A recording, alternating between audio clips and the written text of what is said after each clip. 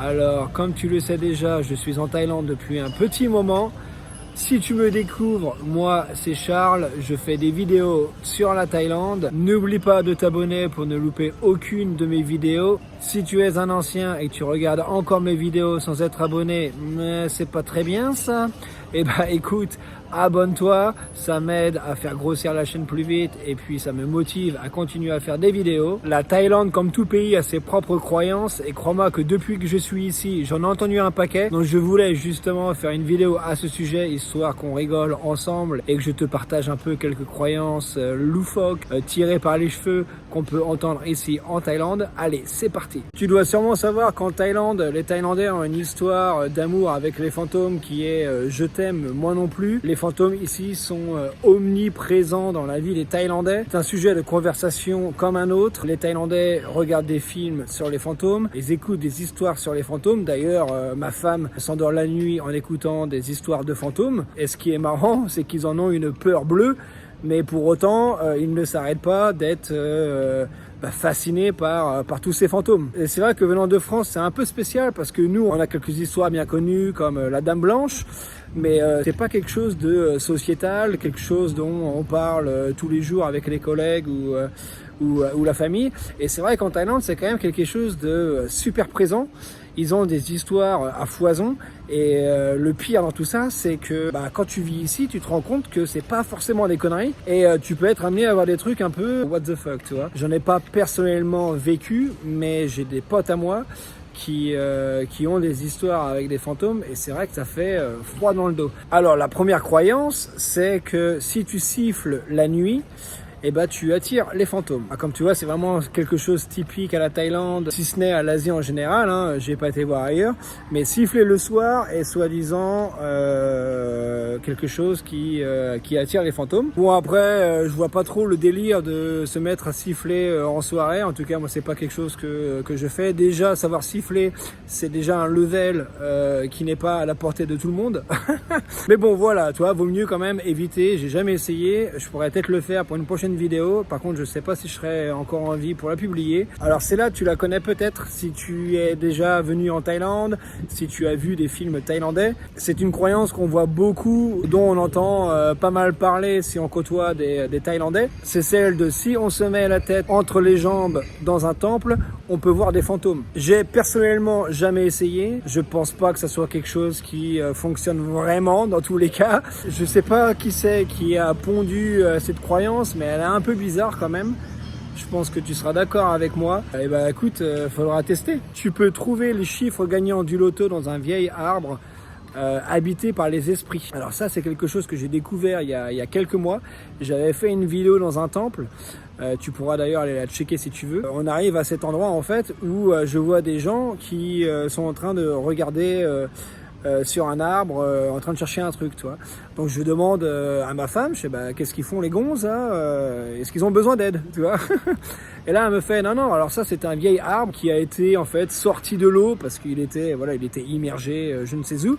Et c'est un arbre spécial habité par les esprits. Donc si tu veux, voilà, les gens ils viennent et puis je crois qu'ils prennent une sorte de poudre ou je sais pas trop quoi. Ils cherchent avec la poudre, ils mettent de la poudre sur l'arbre et ils essaient de trouver des numéros. Et tu peux gagner comme ça au loto parce que tu as des numéros qui apparaissent en fait sur l'arbre.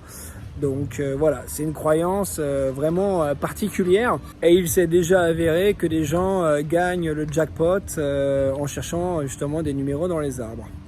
Comme quoi, si tu chantes à table, tu vas avoir un petit ami ou une petite amie vieux ou vieille. Celle-là, elle est marrante, parce qu'il y a pas mal de choses au final à décortiquer. Déjà, d'une, je vois pas pourquoi on se mettrait à chanter à table. Au moins qu'on s'appelle Céline Dion, on a des démangeaisons, on a absolument besoin de chanter. Je vois pas qui c'est qui va venir à table et se mettre à chanter. Voilà, donc ça c'est la première chose. Deuxième chose, tu vas avoir un petit ami ou une petite amie vieux, vieille. Où est le problème? On est en 2022, chacun fait ce qu'il veut.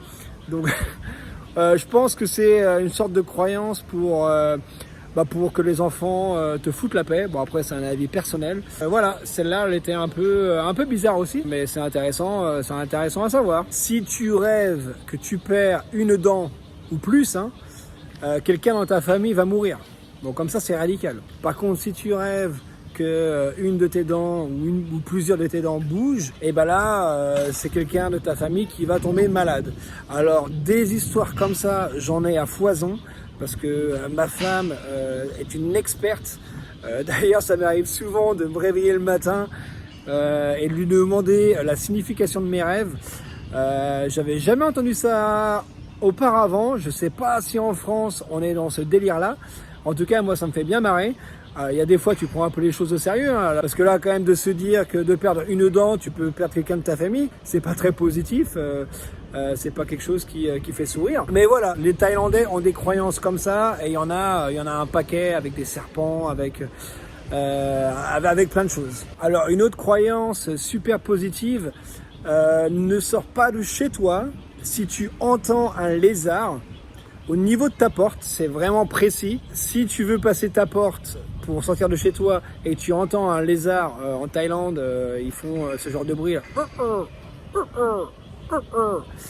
Ou alors, encore pire, qu'un lézard tombe sur toi, et bah tu ne sors pas, tu restes dans ta maison. Ah bah tiens, là c'est pas un lézard qui est tombé, mais c'est une feuille. Oh putain, ça veut dire quoi ça? Et pourquoi? Bah parce que si tu sors, tu peux avoir un accident. Et ça peut être très grave, donc tu peux avoir un accident de la route, tu peux mourir. Et pour te dire, j'ai demandé à ma femme à savoir si cette situation lui arrivait demain. Elle m'a bien répondu, elle m'a bien confirmé que si ça lui arrivait, elle ne sortirait pas de chez elle. Les Thaïlandais ont l'air d'être quand même sacrément chauds avec ces fameux lézards. Bon, par contre, si le lézard est dans la cuisine, la salle de bain ou la chambre et qu'il vient se taper une conversation avec toi, là, il n'y a pas de problème, toi, même s'il tombe dessus dans la cuisine, voilà, c'est cool. Par contre, si c'est au niveau de la porte, oh purée, fais attention. Hein. Il y en a qui ont essayé, ils ont eu des problèmes. Si ton œil droit vient à bouger, vibrer, je sais pas trop comment expliquer ça, mais je pense que tu vois ce que je veux dire. Quand ton œil il part en freestyle comme ça, il faut absolument le tapoter comme ça.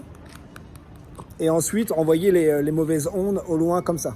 Voilà, ça paraît un peu débile, mais si tu veux, voilà, c'est pour faire en sorte de garder la malchance loin de toi. Par contre, si ce genre de vibration t'arrive sur l'œil gauche, et ben ça c'est bien. Et ce que tu peux faire, et ben c'est avec ta main, tu tapotes comme ça. Donc c'est un peu le même délire qu'avec l'œil droit. Mais tu tapotes en fait et puis tu peux dire di en thaïlandais, ça veut dire bien, voilà. Un peu bizarre celle-là aussi. Hein. La suivante est radicale aussi. Si tu pointes du doigt un arc-en-ciel, bah en gros tu perds tes doigts quoi. Donc voilà, si tu pointes du doigt un arc-en-ciel, tes doigts tombent.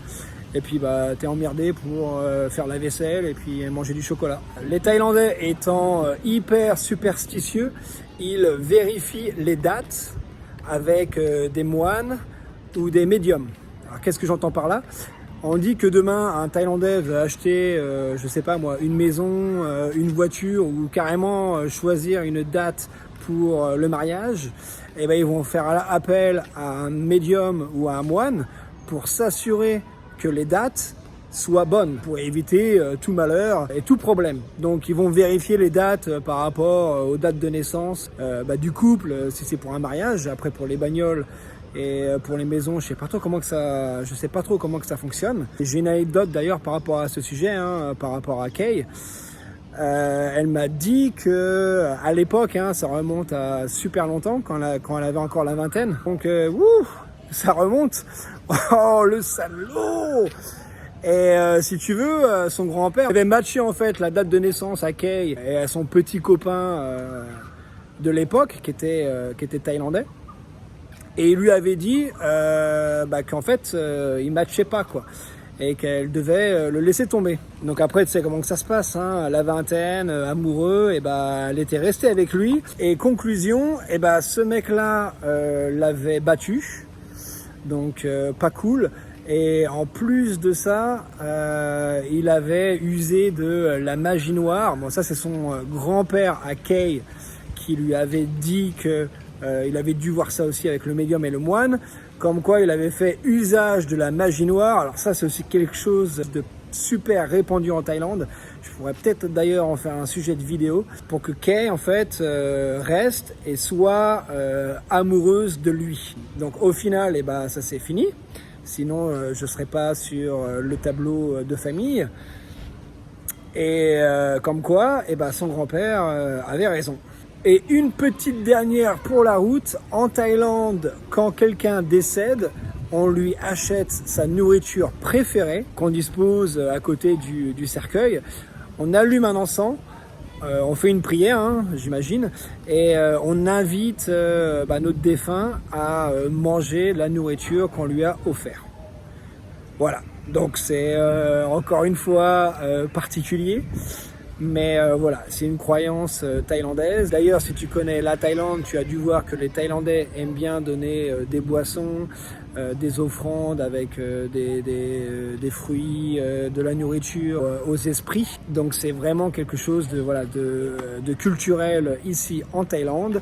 Mais c'est vrai que pour nous qui sommes occidentaux, qui venons de France, c'est un peu spécial parce que moi quand je vois ça, je me dis si le gars il mange pas, et je pense pas qu'il va manger dans tous les cas, ou alors c'est un peu what the fuck. Ça se passe comment avec la bouffe après? Quelqu'un la récupère au bout d'une semaine ou Voilà, j'espère que tu as apprécié cette petite vidéo. Si c'est le cas, n'oublie pas de laisser un petit commentaire, de mettre un petit like. Abonne-toi aussi si c'est pas encore déjà fait. Si tu as aimé ce sujet de vidéo, écoute, fais-le moi savoir. Je pourrais peut-être t'en refaire une deuxième. Je pense que je peux encore trouver une bonne dizaine de croyances thaïlandaises. Si tu es encore là, tu es un bon. Moi, je te revois très vite pour de nouvelles aventures. En attendant, porte-toi bien. Ciao, poto!